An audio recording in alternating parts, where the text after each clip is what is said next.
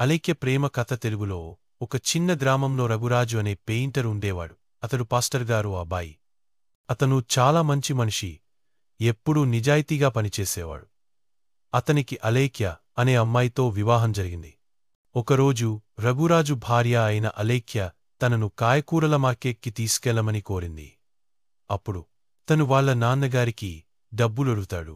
వాళ్ల నాన్నగారు 100 రూపాయలు మాత్రమే ఇస్తారు. సరే అని కాయకూరల మార్కెట్కి ఇద్దరు వెళ్లి కావలసినవి అన్నీ కొనుక్కుంటారు.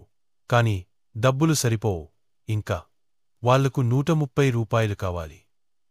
అప్పుడు రఘురాజు భార్య అయిన అలేఖ్య బాధపడకని, నా దగ్గర ఉన్నాయిలేండి అని చెప్పి డబ్బులు ఇస్తుంది. అప్పుడు రఘురాజుగారు తన భార్య అయిన అలేఖ్యతో ఇలా అంటారు, నీ డబ్బులు ఖర్చు చేస్తున్నా అని ఏమైనా అనుకుంటున్నావా అని తన భార్యను అడుగుతాడు.